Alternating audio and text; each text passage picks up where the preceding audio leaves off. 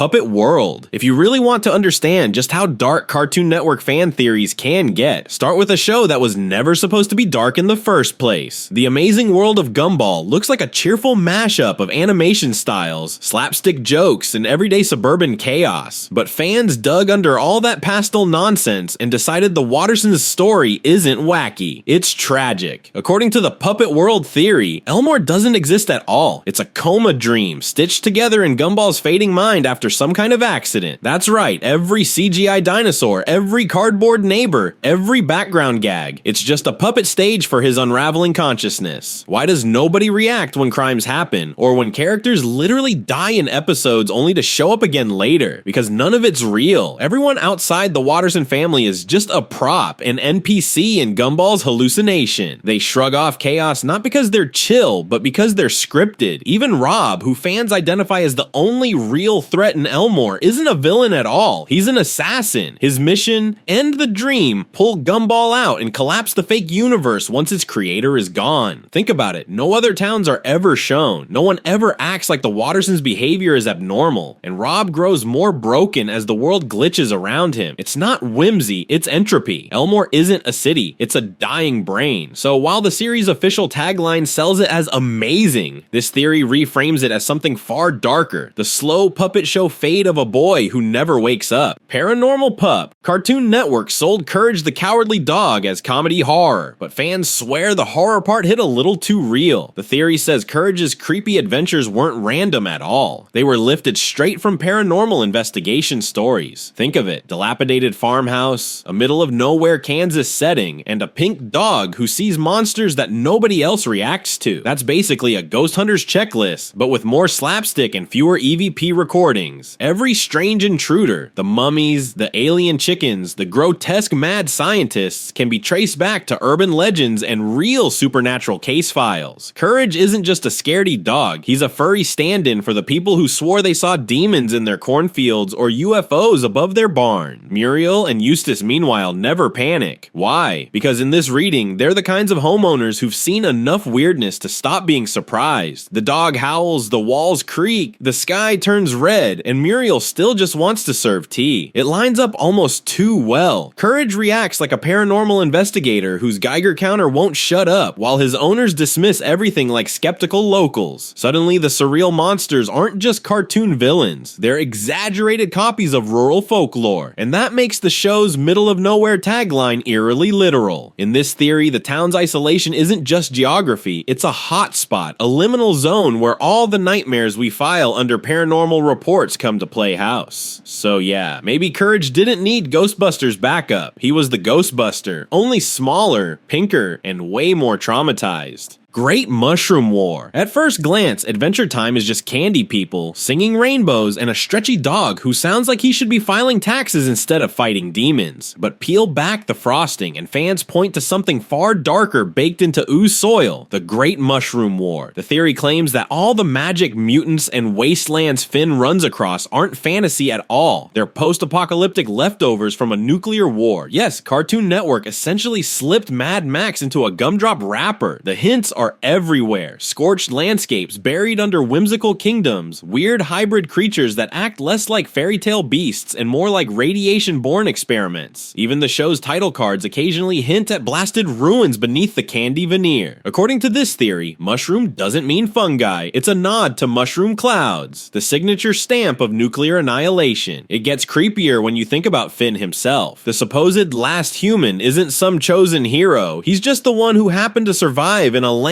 crawling with mutants and sorcery that may be science gone wrong. Bubblegum's sugary empire? A chemical accident that mutated into sovereignty. Ice King's crown? An ancient artifact warped by fallout. The land of Ooh isn't Wonderland. It's America after a bad day with nuclear codes. And yet, Cartoon Network wrapped the whole nightmare in bright colors and ukulele jingles. That's the real punch of this theory. You're not watching fairy tale adventures. You're watching a civilization that blew itself up, repopulated by candy coded survivors. The apocalypse just has better marketing. Purgatory theory. They were dead the whole time is usually the laziest twist a fan theory can throw out, but Ed and Eddie fans didn't just throw it, they built an entire purgatory out of Peach Creek. According to this theory, every kid in the cul-de-sac is actually dead, trapped in an endless summer neighborhood with no adults, no parents, and no exit. Suddenly the Jawbreaker scams feel a lot less funny and a lot more like ghost kids passing time. The evidence piles up fast. No adults ever appear, not once across the whole series, except for Eddie's brother, a looming figure who feels more like a demon cameo than a real person. Every kid has a weird pallor, and their tongues are blue or green, the same discoloration real corpses show. The only exceptions, the Canker sisters, who don't live in the cul-de-sac, and instead show up to torment the EDs like lusty demons on eternal temp contracts. The theory even assigns each kid a death. Rolf trampled by farm animals in the early 1900s. Johnny coughing up tuberculosis in 1922, dragging Plank with him into the afterlife. Ed blown up by a gas leak in 1986. Kevin beaten down in 1999 by his abusive dad. It reads like a census of tragedy spread across a century, all converging in one cartoon block of suburbia. Even Sarah and Ed themselves aren't spared. Supposedly wiped out in a car crash in the 1950s, their childhood frozen mid-scream. That explains the show's surreal timelessness. Rotary phones next to modern bikes, Depression-era slang next to 90s video games. It's not nostalgia, it's afterlife static, a scrapbook of doomed decades. The cul-de-sac isn't a neighborhood, it's a holding pen, and the EDs aren't hustling for candy, they're trying to distract themselves from eternity. Cartoon Network didn't just give us schemers and slapstick, it gave us ghost kids on parole, trapped forever in a jawbreaker purgatory. Evil Mandy. The Grim Adventures of Billy and Mandy was already Cartoon Network's strangest flex, pairing a dim-witted kid, a cynical girl, and the literal Grim Reaper in a suburban sitcom. But the darkest theory says Mandy isn't just a brat, she's the Antichrist, the vessel of cosmic evil, and possibly the single most dangerous character CN ever aired. On the surface, she's just bossy, but fans point out her power bends reality itself. She shows almost no emotion except hate, and when she does display love or concern, it feels like the mask slipping. Some theorists argue she inherited the essence of a primordial evil that Grimm's ancestors once trapped in human form. Others push it further. Maybe she's the last remnant of Aku, scattered after Samurai Jack defeated him, or she's Chernobog reborn from Fantasia, or the hidden daughter of Eris. And yes, some even ship that union with him from Powerpuff Girls, meaning Mandy might literally be Chaos and Hell's Air rolled into one. The theory only gets darker. Billy's bizarre indestructibility, that might come from sharing the same lineage, making him Mandy's half-brother. Grimm constantly reviving characters after death. Not a gag, it's contractual servitude to Mandy's growing cosmic influence. And if she ever chose to stop pretending, the theory claims Endsville, Earth, and the Cartoon Network multiverse itself would collapse into her grip. But here's the kicker, she doesn't need to win through armies or schemes. She just needs Billy's stupidity, the chosen zero. In the end, fans believe her downfall won't be divine justice, but her own sidekick tripping over cosmic power chords. Mandy may be evil incarnate, but Cartoon Network's punchline is crueler. The devil loses to dumb luck. Monsters as normal people. Sometimes the darkest theories don't involve nuclear wars or cosmic evil. Sometimes they're about being a dog. According to this fan theory, every so-called monster in Courage the Cowardly Dog is just a normal person, exaggerated through Courage's terrified perspective, and suddenly the show stops being about eldritch horrors in Kansas and starts looking uncomfortably like a documentary about your neighbor's anxious chihuahua. It fits almost too well. The vacuum cleaner salesman, the sketchy repairman, even that traveling magician who looks like he escaped from an asylum. They're all just people doing weird human things, but to Courage, they may as well be demons. The show even points this out. Muriel and Eustace never flinch. Creepy shadows, distorted voices, giant bugs at the door? They act like it's Tuesday, because to them it is Tuesday. Courage just interprets every stranger as an existential threat. Eustace calling him a stupid dog suddenly makes more sense too. He's not mocking Courage for failing to protect them from cosmic terrors. He's roasting him for barking at mailmen, Jehovah's Witnesses, or the UPS guy. The Ooga Booga mask isn't supernatural cruelty, it's a bored old man trolling his own pet. That flips the entire vibe of the show on its head. It's not a story about surviving supernatural horrors. It's a story about an abandoned pup so anxious he literally sees demons everywhere. And maybe that's the real horror. Monsters aren't crawling out of the dark, fear is. Shared universe. Samurai Jack already had a reputation for being Cartoon Network's most cinematic series. Minimal dialogue, sweeping shots, a lone samurai wandering through dystopia, but fans connected the dots and realized Jack may not just be in his own universe at all. According to this theory, Jack's story and the Powerpuff Girls are secretly one timeline, and the glue between them? Chemical X, Mojo Jojo, and a professor who may not be who he says he is. It starts with the first episode of Samurai Jack, where he stumbles through a ruined city. In the background, a crumbling billboard reads, "Talking Dog Says." The exact same billboard appears in the Powerpuff Girls. Coincidence? Or proof Townsville eventually fell to Aku? Some theorists claim Mojo Jojo genetically altered himself, shapeshifted, and traveled back in time to become Aku, wiping out the girls before they could stop him. Others go further, suggesting Professor Utonium himself is Samurai Jack, trapped in the future, eventually settling down in the past to create the daughters he lost. The face similarities don't help. Jack and Utonium share the same jawline, eyes, and physique. Just swap the kimono for a lab coat. Add in the fact that Aku's liquid essence resembles Chemical X, and suddenly it looks like the Powerpuff Girls were forged from Jack's final battle. It's a wild connection, but one that makes Cartoon Network's most unlikely crossover horrifying. The girls aren't random lab miracles. They're the last hope in a world already broken by Jack's failure. Cartoon Network didn't just make 2 hits. It may have made a single saga, a warrior's tragedy disguised as Saturday morning sugar. Mind-controlled Steven. Of all the Cartoon Network theories, this one sounds the most like a conspiracy podcast you'd stumble on at 2 a.m. Fans argue Steven Universe was never just a story about gems and fusion. It was a delivery system for secret government mind control codes. According to them, the show's repeating shapes, colors, and cryptic phrases aren't artistic choices at all. They're subliminal signals slipped into children's brains under the cover of catchy songs and pastel aesthetics. Supporters point to the themes of identity, control, and fusion as metaphors for mental manipulation. Steven joining with others could be a sneaky allegory for dissolving individuality. The constant symbology, diamonds, stars, triangles, screams Illuminati if you squint hard enough. And because Cartoon Network is mass entertainment, it makes the perfect pipeline for what conspiracy fans imagine as state-sponsored messaging. Of course, critics call this pure paranoia. Rebecca Sugar has never confirmed anything like it, and most scholars chalk it up to overzealous pattern hunting.